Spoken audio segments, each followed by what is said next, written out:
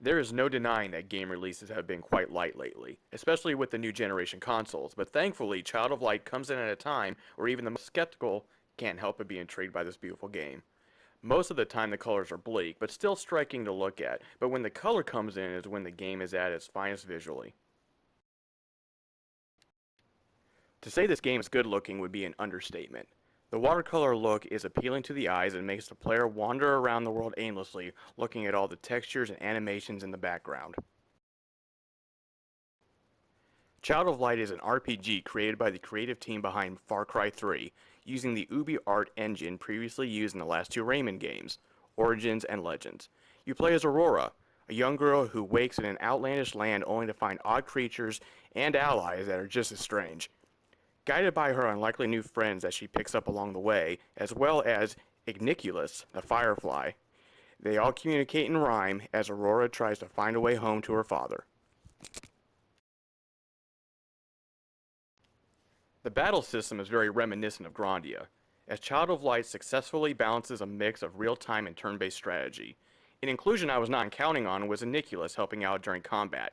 Not only does he help collect orbs during the regular play of the game using the right stick or a second player, he also blinds the enemy during battle with its light source, slowing down the enemy's turn and helping the player interrupt their attack. This is not a consistent source, mind you, so use the Firefly wisely. After some practice, you'll probably be able to get into some battles and defeat creatures without ever attempting to attack. That's how easy it can be.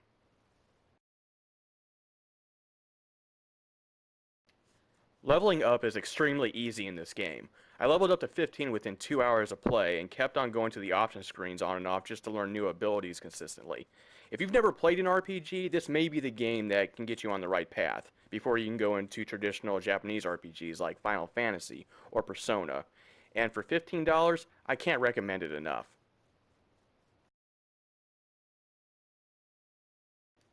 However, you get what you pay for. The game is short, clocking in at about 8 to 10 hours. Now mind you, this is the length of most games in general, but RPGs tend to have the gameplay of at least 20 to 40 hours in the main playthrough. For veteran role-playing game enthusiasts, this game may come across as too easy. If that's something that you could care less about, then by all means, lay back and enjoy the art and the story. The story in Child of Light is great, and a delight to play and can keep the player wanting to see more of its wonder. The art, the battle system, and the music are what helps this game shine. The way the story is presented by the use of rhyme may not be for everyone, but it shouldn't keep anyone away from the story. This game right now should be contender of Game of the Year, but the year is still young, and regardless of that, it's a great addition to anyone's library.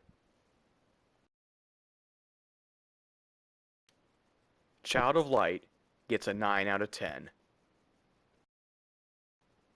Alright everyone, this is my first video review. Tell me what you think. Do you agree with me? Do you not agree with me?